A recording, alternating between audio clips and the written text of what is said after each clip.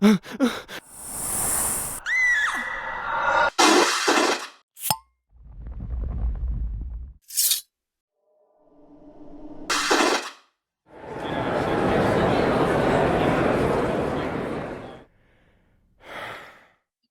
and welcome to the Supernatural Track here at Continual. I'm your host, Gail Z. Martin, and tonight we are talking about the Supernatural Road Trip Season 2. Where did they go? Why did they go there?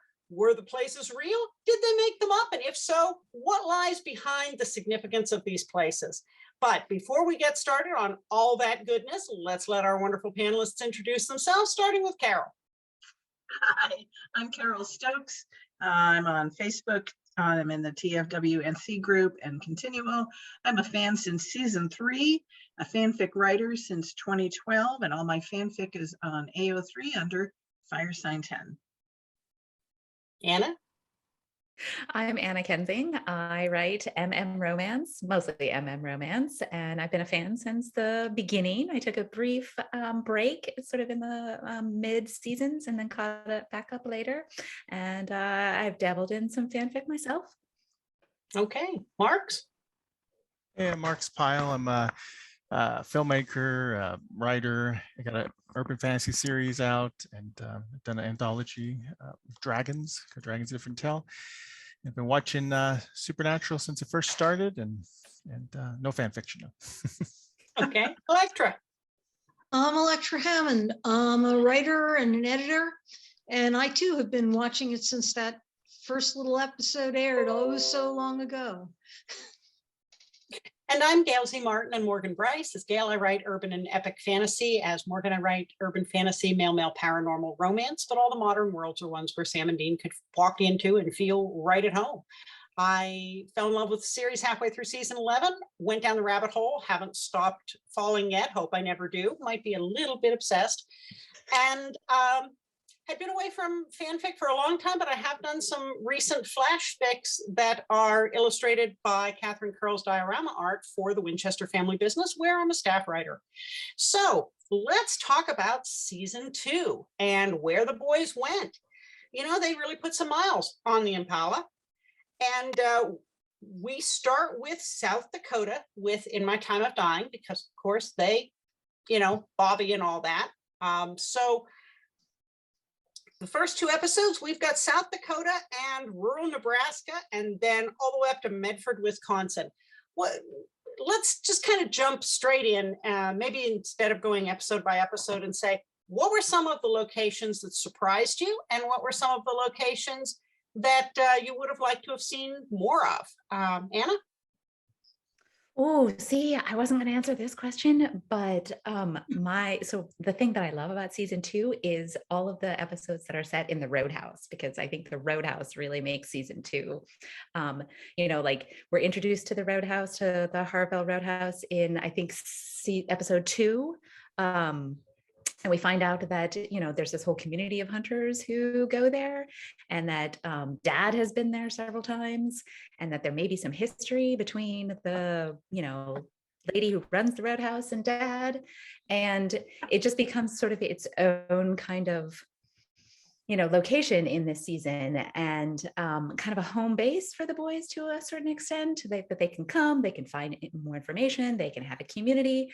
And I think that it's really, really interesting that on the Supernatural Wiki and in the season 2 companion book, Eric Kripke talked about the Roadhouse, and apparently that was a place that was kind of suggested by the powers that be, but that by the end of the season, they decided to eliminate it because it just didn't fit with how he had envisioned the show as like a road tripping show, and that having this place that they continually came back to just didn't fit with how what had already been set up as these boys living on the road and sleeping in the car and staying in all these, you know, weird themed motels. And then in season 8, which we'll get to, you know, later in our road trip series, there's the bunker. So I think that was just really interesting that the Roadhouse was sort of set up as this sort of home base, then eliminated as a home base for the boys. But then we kind of circle around later to the boys really truly having a home base. But I love the Roadhouse. I love Ellen and Joe Harvell. And I think that there's like like 5 episodes out of the season that are set there. And then it's mentioned in like 2 or 3 more, or they have phone conversations with Ellen while she's standing in the Roadhouse and they're on the phone someplace else. So I think that that's probably my, the location that really just sort of like makes season 2 for me. That, and then one other location, which I will give somebody else an opportunity to talk later, but we'll come back to later. Well, I think it's important to remember that the Roadhouse even shows up in heaven, not the bunker. See, maybe it's there, maybe it isn't, but the Roadhouse is the first thing Dean sees in heaven, even before he sees his baby. Yes. Marx?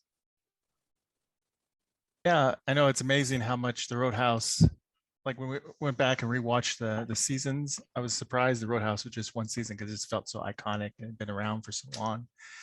I guess to pick another place that you're probably thinking was Sioux Falls and Bobby's.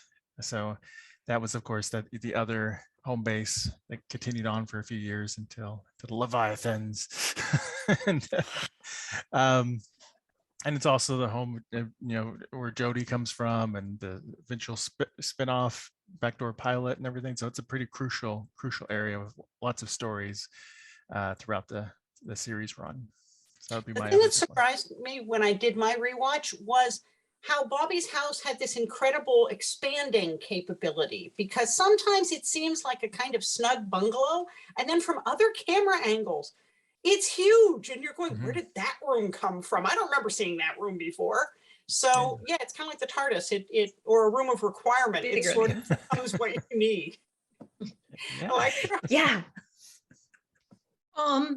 Well, places that they touched on, there's an episode set in Providence, Rhode Island. And I know there are other times later in this that they drop in on, they tell stories about Providence, Rhode Island. And I so wish that they had done more with Providence, because the Providence Lovecraft connection is so strong and there's so much cool stuff there.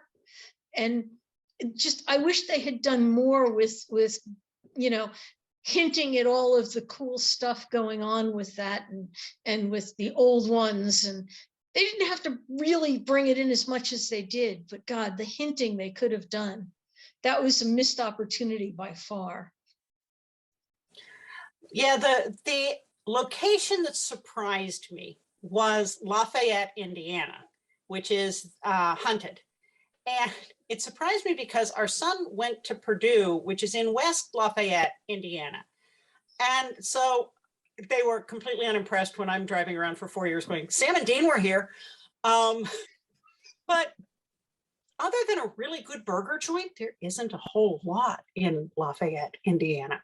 So I was sort of surprised that you'd pick it out of the hat to set an episode in, because it's kind of a boring little burg. So that surprised me. The other one that I really enjoyed was Philadelphia with the H.H. Holmes episode, the Devil in the White City, the murder house, and drawing on that piece of reality with that is where Henry Mudgett was imprisoned after he was found guilty for all those murders. So I thought that was pretty cool, and that was just a super creepy episode anyhow. Carole? Totally agree about Philadelphia. I thought it was really great that they actually tied into a legitimate piece of history like that. I thought it was a super creepy episode. When poor Joe is down there in that basement and everything, it's like, wow. I did look up the history of it a little bit. There actually was no apartment building ever built on it. It was a vacant lot for years and years and years, and now there's a shopping center on it. So they paved, a prison and put up a parking lot. So yeah, it's a shopping center now. But I really enjoyed that, where it was really tied into that this was where he was executed and everything. Atmospherically, I also really liked Playthings, because I thought, man, they nailed that whole, I live in Connecticut. So they nailed that whole, historic home, bed and breakfast, let's go antiquing in the foothills of the Berkshires sensibility, just really, really well. So I really enjoyed that particular, the inn itself that they referenced The town was real, but the inn is fictional. So don't go looking for the Pierpont Inn. It doesn't exist. Overall, I thought this season was much wider, had a much wider range of locations than season 1 did. We had a lot more big cities. We had Philadelphia, Baltimore, Providence, Los Angeles. I mean, they were really, San and they really Francisco. went a lot more out. The first season had a lot of very contained episodes in the Midwest, with a few here and a few there. This one, they're all over. It's like, let's go to Oregon, let's go to Arkansas, let's go to, you know, Indiana, let's go to Connecticut. I mean, they are all over the country in this. I also enjoyed the Roadhouse. I totally get it that it didn't fit with Kripke's idea. Totally get it, totally respect it. The Roadhouse is out there thriving in fanfic. Okay, because a lot of people really like that, so it's got a very strong presence out there, and I can see why you kind of think, well, Roadhouse, bunker, but of course, you know, Kripke's long gone by the bunker, Yes. so it's no longer his vision of road tripping and stuff. Also, I feel the bunker came with all of this history. The bunker opened up this whole new vast storyline area when really the Roadhouse is much more fixed.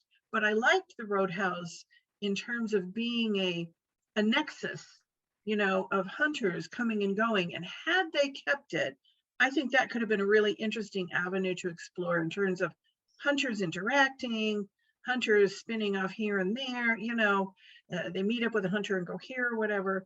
So it had some real possibility, but, you know, I respect that Kripke's vision was that wasn't it.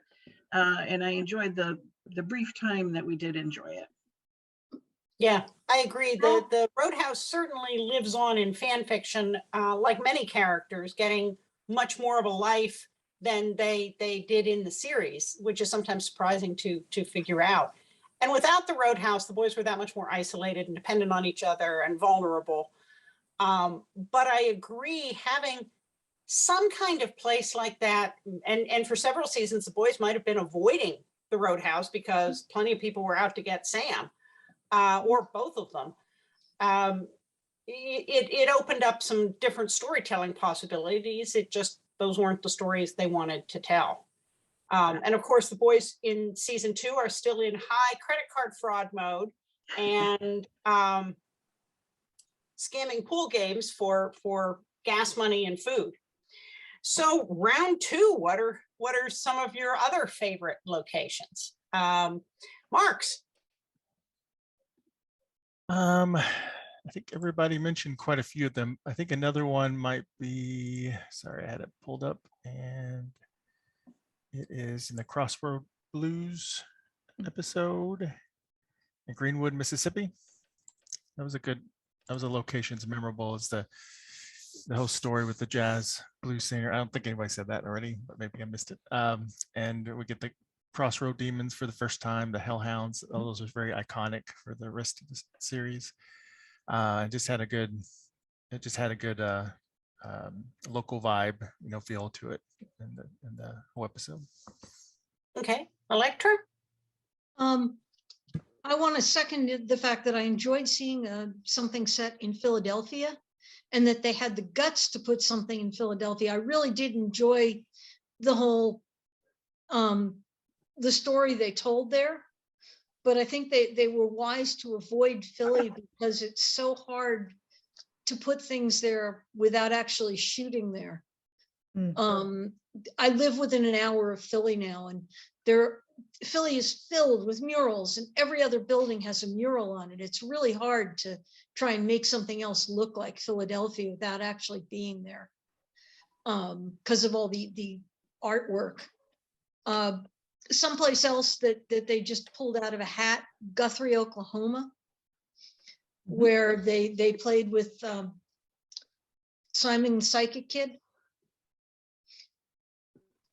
Just another random place in the Midwest. Hey, yeah, we can drive someplace in an hour. Okay, a couple of hours. They were still pulling that this season. Yeah. Well, Oh, it hurts less when you're 26 and 22 to just drive for 10 hours. Takes a bit more stretching when you get over that. Yes. Yes. I was surprised to find out that River Grove, the location in Croatoan, was real.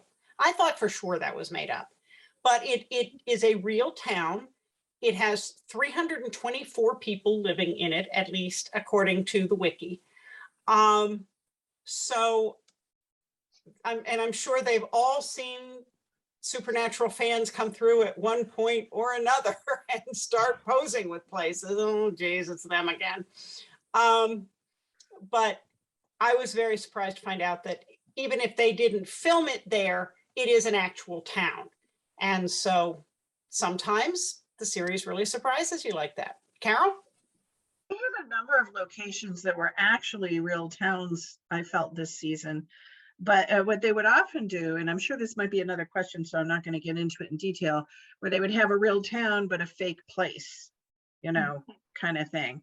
But as far as other things that I liked, I have to mention Providence one more time, because it's the first time we saw Dean in Magic Fingers, which became, of course, a recurring, you know, pleasure of his.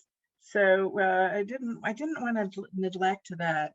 And I also really enjoyed the location for Hollywood Babylon, where they go to LA, which of course is really still Vancouver, but they go to LA and we have like a movie set and the tour, and of course the tour, and they're writing on there, they're like, oh look, and there's the Stars Hollow set, and Sam's like, what? Oh, let's get off the you know, and just the whole atmosphere of a movie set, and people running around in all kinds of weird clothing. And even the very, very end where Sam and Dean are walking off after Dean has emerged from the Starlet's trailer, wink, wink, and they're walking off into the glorious sunset, which of course turns out to be a backdrop.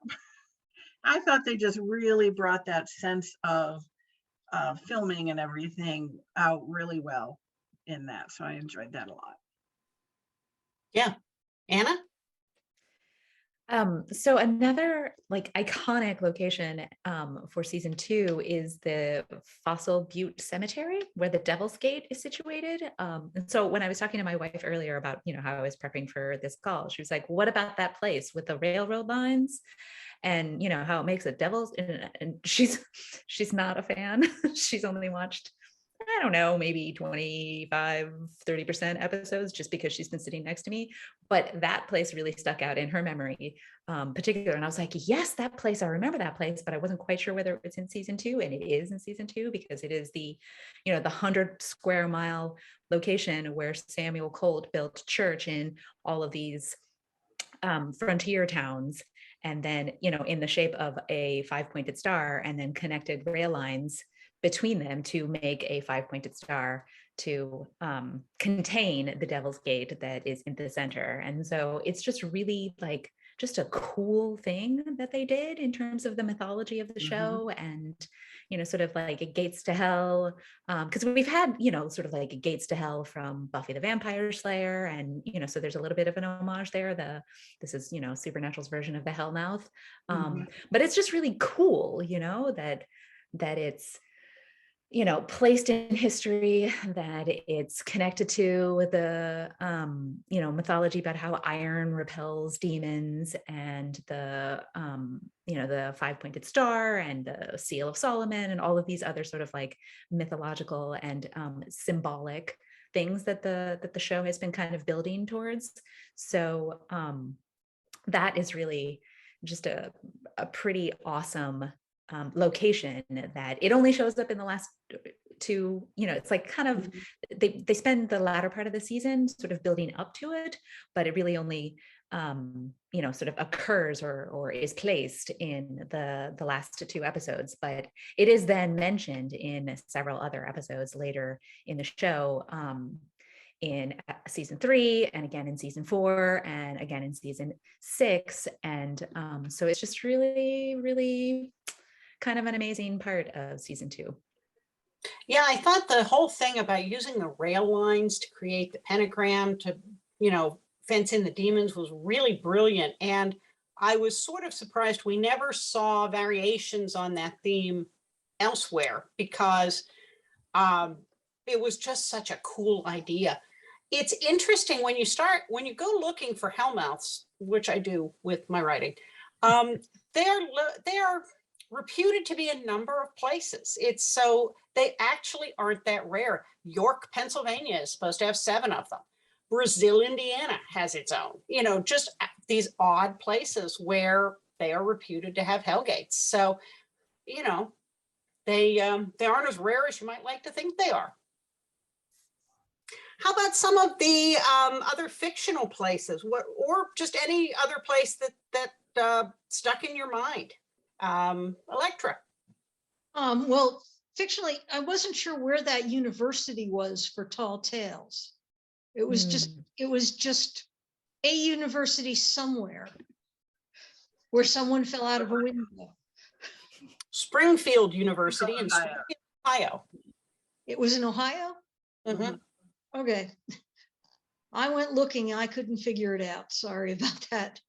No, that's okay. I don't know whether it's real. It doesn't say that not. it's fixed. Springfield, Ohio is real. Springfield University is not. There is a University of Illinois at Springfield, but that's not Springfield. That's not in Ohio.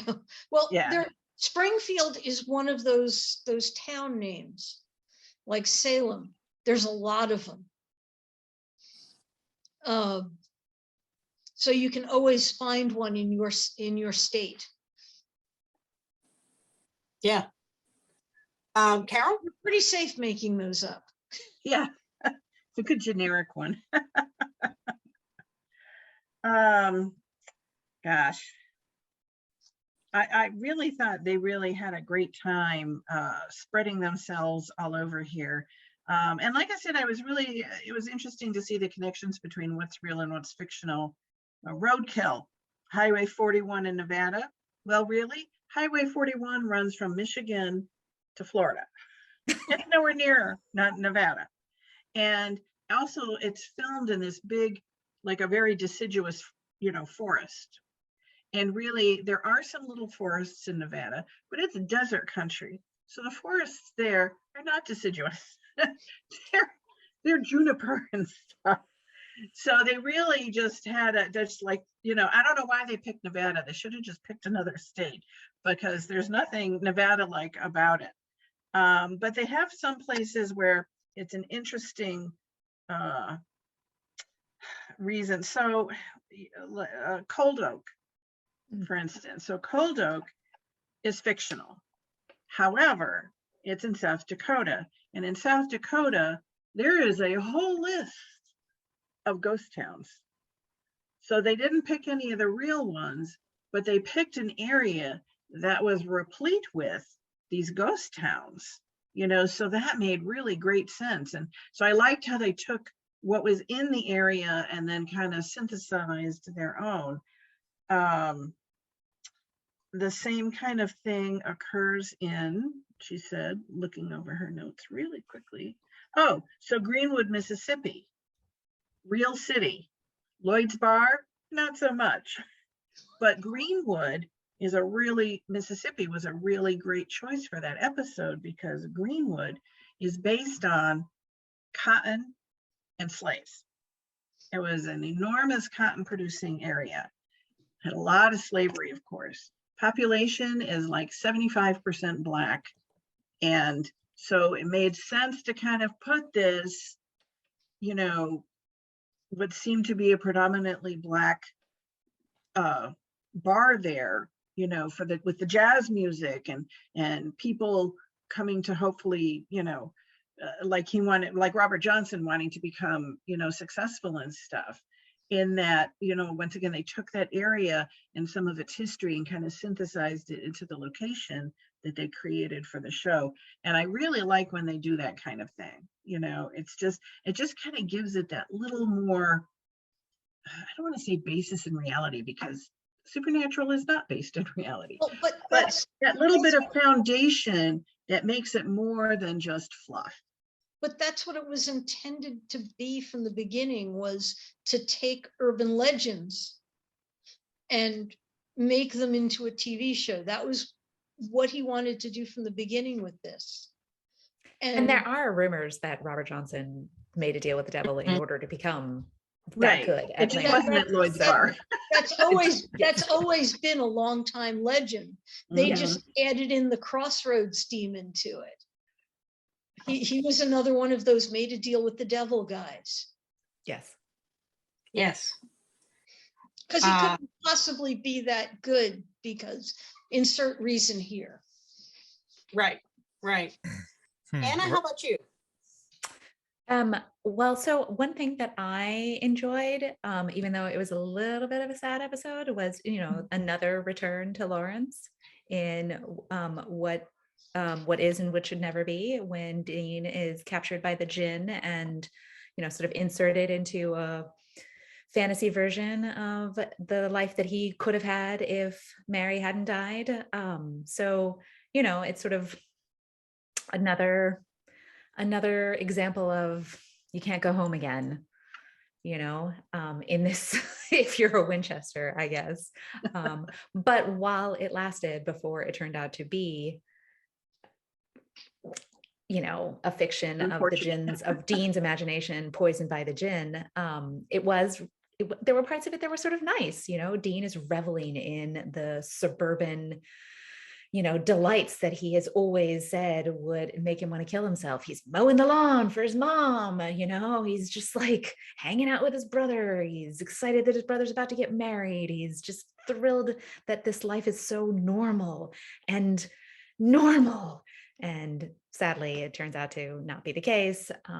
But yeah, so it was sort of nice to see Lawrence again, at least for a little while.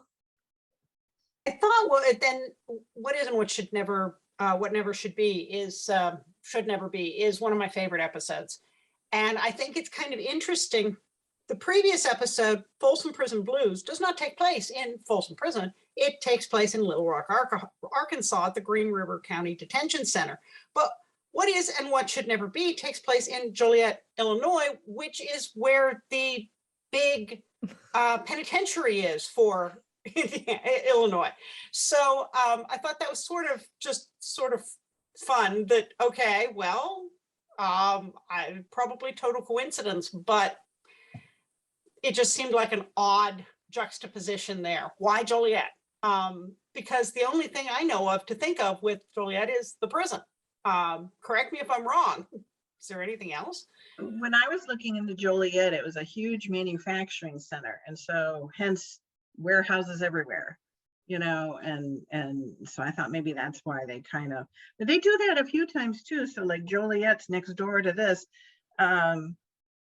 Back to Springfield again, there is no Springfield University in Ohio, but there is one next door in Illinois. And they have a few instances of that where it's like, it's not here, it's the next state over. And so maybe they just kind of go like, well, let's just look at this. This is nearby, but it's not really there. So we'll just kind of like meld these together in our own little concoction of Americana. Do we know where they filmed the Tall Tales College pieces? Because the buildings had that universal collegiate architecture that half the colleges have. I know I didn't look up anything specific on where they filmed it, but I mean, Vancouver is bound to have, there are colleges up there. Yeah. Well, yeah. It's just a pretty kind of fun. metropolitan. Yeah. Just kind of fun to know where it was. That's like, anyone look up the Green River County Detention Center, which was where they were. Yeah, it's not real. At least there's not one called that in that city. No. No, it's next door in Kentucky. See, there's another one. It's not in Arkansas, but it's next door in Kentucky. So I thought that was amusing. I love when they list the locations for season 2. At the end of All Hell Breaks Loose Part 2, we have Cold Oak and Sioux Falls and Fossil Butte Cemetery, and then there's hell. Hell. A location in this show. Yeah. Although we don't actually go into hell, we just have the door open. Right. We can sort of see in. We've gotten so far. Yeah. We can like see the corridor.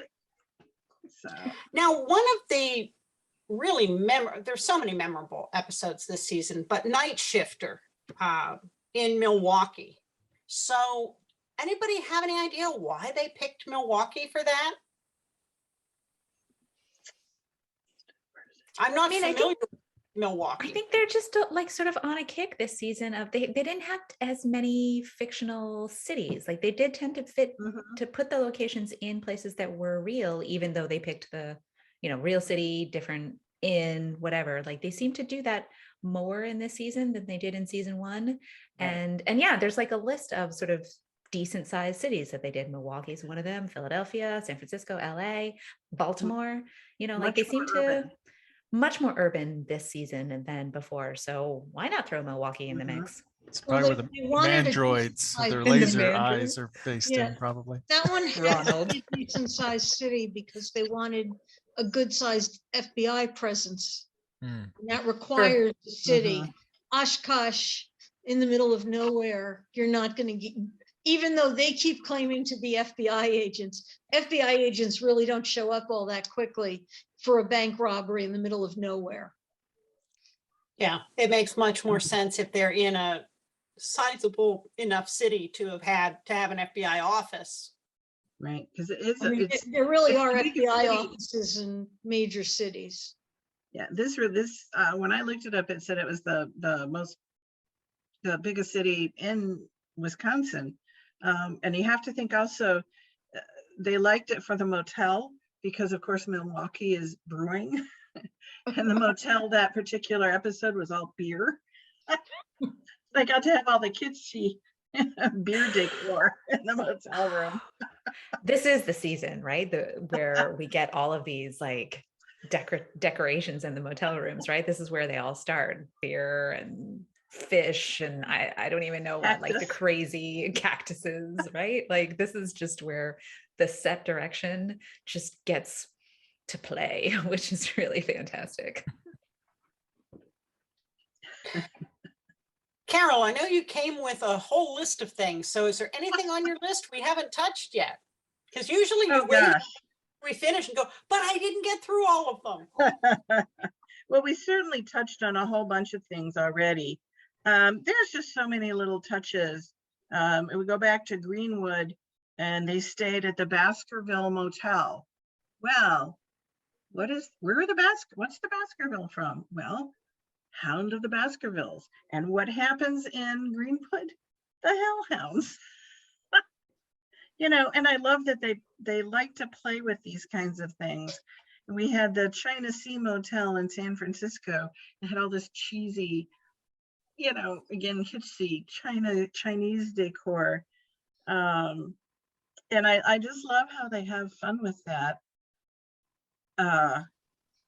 I'm always amazed looking at the hotel rooms at the detail they put into these places that are only going to be used once, but down to the little triangle cards that have the name of the hotel and tell you the amenities for the room, and they'll have a little notepad, so that they can write something on, or they can etch what was written on it before and see the address or whatever, and they'll have the little hotel logos on them and stuff, and they're just and they often have those little room divider things.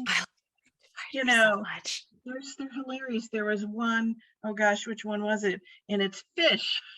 I love the room dividers. Oh, yeah, it was Born Under a Bad Sign, and it was the fishing theme, and so the little room divider. I do actually love the bunker. I think the bunker is awesome, and I appreciate that it's sort of the first home that they really kind of create as adults. But man, after the bunker, I just miss all those room dividers in the motels because we didn't get so many of them after that. Well, think about what the other sets are up until this point. They have a lot of warehouses and just really dull rooms.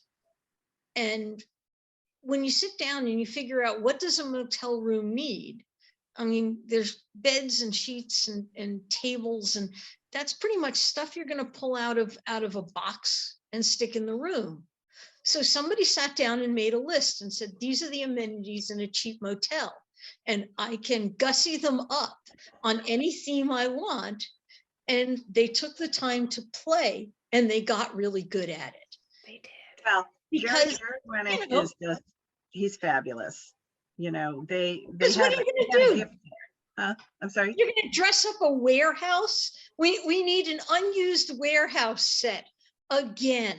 How much time do you spend gussying that up? We need another pile of trash in the left-hand corner to make it look more unused. It must get really boring doing that, you know, scene after scene.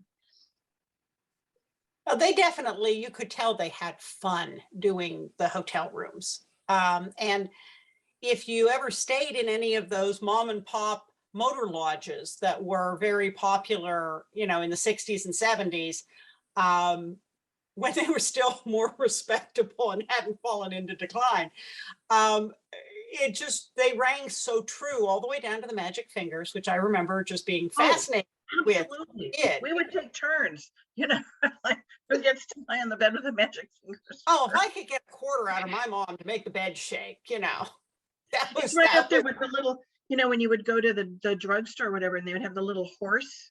And you Mhm. would put the quarter in and the horse would be like you were riding a little horse. That's right up there with that. Yeah, yeah. So the attention to detail in those places were, you know, really charming, and I'm sure they must have had fun. Speaking of which, there are things that we've seen from Harvell's and some of the other bars and pubs that the boys have visited over the years that keep showing up over and over again, like that monkey statue. Yep. That shows up all the way through the series in one That's place. Starburst clock. Oh, I was just thinking of that. Yeah, that Starburst clock is in like, I don't know, Starburst clock. 75% of the motels they're in. Yeah, it's a Hmm. gem. I wonder who got to take that home. Well, You and Jerry Winnick. the singing fish that Sam keeps pulling the chain on in the episode, I think it's in Tall Tales, where he glues Dean's hand to the beer bottle. But that singing fish, Elektra, you were going to say something. I've got a thought about the Roadhouse. They may have made the Roadhouse too easy. When they brought in Ash and they said, yeah, lots of hunters come in here. They made it a source of backup and lore. And, you know, Ash could look up almost anything because he was basically a genius. It was just made things too easy. If they had used that as a home base of sorts, they wouldn't have been bonding with each other, because they would have just been going there to get, yeah, let's go grab a couple of guys and get all the information we need, and then we'll go, you know, figure out how to kill the monster, and then we'll go off and do it. And It could have also, oh, go ahead. everything would have been like the last holiday episode. Somebody will make us lunch and hand us the proper weapons, and off we'll go and just kill the monster. Well, and while it could have gone that way in them not bonding as much together, it also might have kept them from splitting apart in the seasons where the Angels are kind of turning Dean against Sam for his abilities, because if the other hunters were like Gordon and trying to hunt Sam, I think Dean would have overcome his reservations to protect Sam, because nobody gets to punch my brother except me. And that would have worked against the isolation needed for the Angels to split them apart as we get into seasons, you know, 3, 4, and 5. Because you would have had Ellen grabbing Dean by the ear and going, boy, what's wrong with you? You look out for your brother. I don't care if he's the Antichrist, you look out for your brother. And, you know, slapping Dean upside the head, which Bobby did to an extent. But sometimes Bobby had some of his own hangups on those things. So that may have again, kept it from going in the direction they wanted it to go. Well, folks, we are coming up to the end of our hour, but there are always so many great little stories and tidbits and Easter eggs in these things. Is there anything that we didn't talk about that you wanted to make sure we got in there? Yeah, I just wanted to mention the at the end in the last episode, sort of a callback to the Crossroads Blues episode that Marx mentioned, like that was the Crossroads was introduced at the early episodes, and then it circles back at the end when Dean finds himself another random crossroads near Sioux Falls or Cold Oak or wherever, someplace in South Dakota in order to, trade his soul for bringing back Sam. So, like I kind of liked the circularity of that. I wanted to mention the Pierpont Inn, which was in Playthings, the Creepy Doll episode, because it was fictional, but that building really fascinated me. And I love looking at abandoned and abandoned old hotels and hotels that have been something and sat empty for a long time. And the architecture in that building, they had found so many sets with the wood and the stained glass inserts and that kind of a faux Tudor look, which just must be all over the place in Vancouver because they used a lot of buildings like that. But I'm fascinated just with that hotel because it would have been creepy without the dolls. It would have been creepy without the little girl ghost. That pool that didn't look like anybody had actually used it for a long time. That was uber creepy. And so I really loved what they created with that location, even if it didn't really exist. Because there are some places like some abandoned hotels in the Catskills and the Poconos that are not that far off from what we saw there.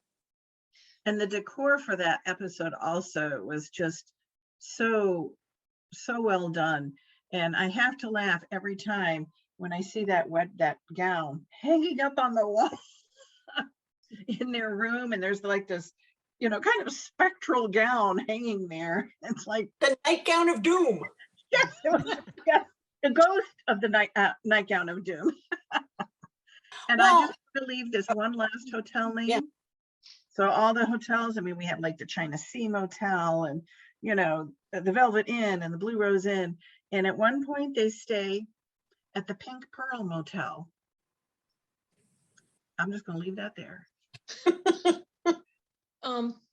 Props also to the Cooper Carnival from Everybody Loves a Clown, because they really did a good job of putting together broken down old carnival.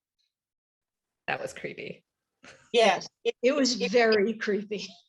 If you have ever gone to a small town fair that wasn't so prosperous and didn't get the top shelf amusements and rides, that one was really on par. Or if you've ever driven past the remains of a defunct amusement park on some back road, yeah, those are all great. There's one about 20 minutes from here if anybody wants a tour. Yeah. Field trip. Really cool. Oh, well, folks, thank you so much. This has been a lot of fun.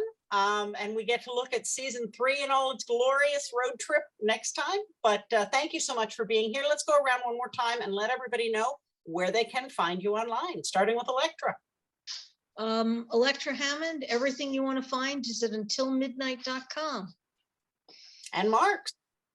You can find me at marxpyle.com and over at Twitter at Mr. Marx. Anna? You can find me at annakensing.com. And lately I've been spending way too much time on TikTok. Carole? I'm Carole Stokes on Facebook, where I'm often in the TFWNC group, and here on Continual. On AO3, all my fiction is under Firesign 10, and on Twitter, I am true_Firesign 10. I'm GailZMartin.com and MorganBryce.com. All the social media is a variation of that, and I am mostly on Facebook, where I also run the Supernatural TFWNC group. I'm on the Winchester Family Business blog. I'm on new TikTok where I do supernatural videos, and YouTube where I've got all of the supernatural videos from Continual archived, as well as a lot of other supernatural playlists. So plenty of good stuff to find online. And I'm on a few other places as well. But mostly I'm here on Continual. So thank you so much for being here with us tonight. And thanks to all of you for watching and listening. There will be more supernatural coming up soon on Continual. So we'll see you online.